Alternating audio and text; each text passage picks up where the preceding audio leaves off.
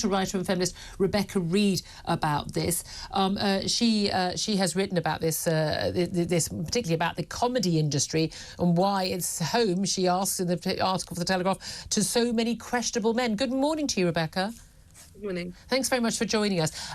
Lots of the allegations related to Russell Brand are about his workplace, whether it was on Big Brother's Big Mouth, which a lot of people would have found him when it was backstage, whether it was on the comedy circuit. We've had the likes of Catherine Ryan speaking about him without naming him, saying there was a sexual predator that she didn't have evidence herself, but so many women had talked about. We had the comedian in the Channel 4 Dispatch's investigation documentary talking. He was the only comedian who spoke openly about, on the record, he had heard this, and that women comedians were talking about how to avoid Russell Brand and how predatory they regarded his behaviour.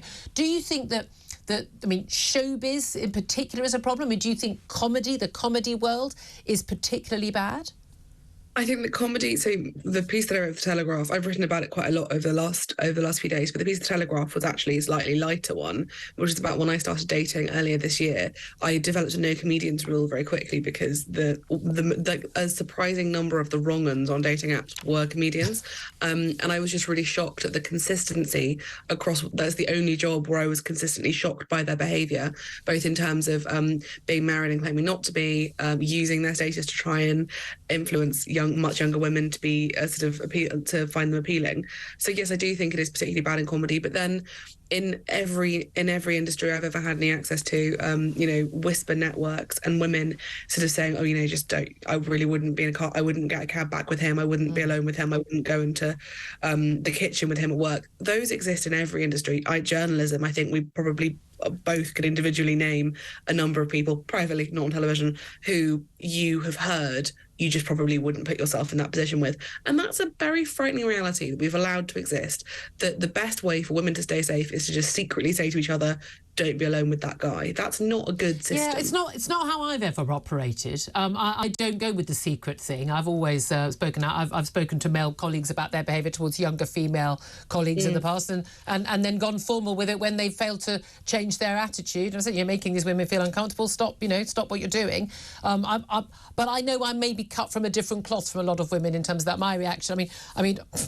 Loved one of these guys to try that on with me. My reaction would be perhaps rather more shocking to them than they would have expected. But again, we don't have to allow for the fact, for most women, it is a shock. The vast majority of men are stronger than the vast majority of women, and therefore there is a power imbalance automatically, especially when you're in an enclosed space and in private. I was wondering though whether, in terms of the showbiz world, and I was wondering also in politics as well, these worlds do attract a certain kind of person, not even just man, a certain kind of person in terms of it's showing off, it's look at me, it's attention seeking, it's wanting to be liked, wanting to be loved, wanting to have power. And I think for a lot of men, I had a number of men say to me that one of the main reasons for men ever want to be successful, rich or famous is to get more women. It is about that. That's the purpose. Or almost sort of biologically, it's like being the top hunter-gatherer, being the alpha. That is what the reward for that is, you get more of the lionesses, if you've gone on a crude level.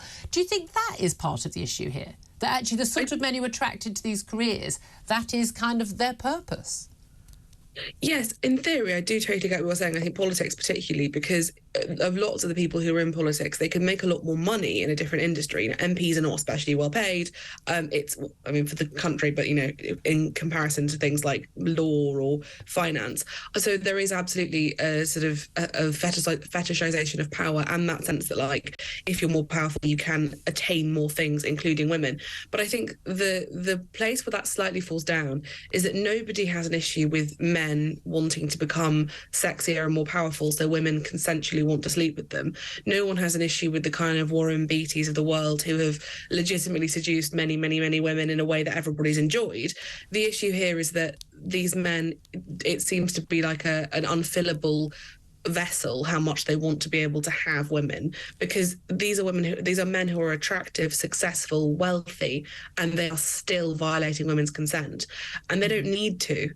Russell Brand could have found a woman who wanted to have sex. Now that's the key thing, isn't it? And again, that's why we shouldn't conflate, being promiscuous, as he's been very open about and proudly open about, with sexual assault. But again, some women are saying there were so many women, he kind of lost the ability to understand the word no. Here's the question I want to put to you. When we hear about, say, the girl Alice, now a grown woman, but she was 16-year-old when she said she had a relationship. It's been confirmed by her parents. I know that, the Sunday Times and Channel 4 have seen enough evidence this relationship did exist. She has claimed incidents of sexual assault and claimed it was grooming. That will be what is being disputed by Russell Brand, and if this ever came to court, would be disputed. But she was young. She'd also had suffered from an eating disorder. She was clearly a vulnerable teenager. I mean, if I had a vulnerable teenager, I can definitely tell you Russell Brand wouldn't be anywhere near my daughter. I've got some issues with the parents there. I'm sorry, I really do. But here's the thing. Is there also an element where, we make a lot of excuses to women? There are a lot of women who are very attracted to quite dangerous men. I'm not saying he is, but to men. I know plenty of women who are attracted to bad boys, who are attracted to these sort of figures. Some of the stuff that's emerged from his own autobiography, Russell Brand, his father, the only person defending him, accusing this all of being a vendetta, his father taking him to Hong Kong to visit prostitutes, his father's having sex with 2 prostitutes on one bed. His first interactions were with prostitutes with his father on holiday. Now, I mean, he's had a troubled childhood. That is not normal behaviour. That is not a normal start in life. Should we have any empathy, sympathy for Russell Brand for how he has become the man he is?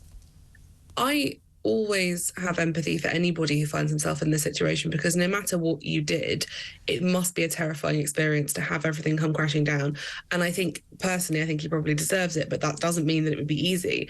And I think it's the lazy thing to do is to say, men are bad, men abuse power, that's the situation, it can't be fixed. But if you don't unpack how men get like that, if you don't unpack how a man who could have consensual sex with anybody any day of the week chooses to allegedly rape someone, if you don't unpack that, then you don't fix the problem. So there is a much bigger question about entitlement, the crisis of masculinity, consent culture in general. There are so many things we could usefully talk about here, rather than just saying men are dreadful and they are all rapists. I think most sensible people are not doing that. Indeed, Rebecca Reid, really interesting to hear those thoughts. So, writer and feminist Rebecca Reid. Amidst this litany of astonishing, rather baroque attacks are some very serious allegations that I absolutely refute. These allegations pertain to the time when I was working in the mainstream, when I was in the newspapers all the time, when I was in the movies. And as I've written about extensively in my books, I was very, very promiscuous. Now, during that time of promiscuity, the relationships I had were absolutely always consensual. I was always transparent about that then, almost too transparent.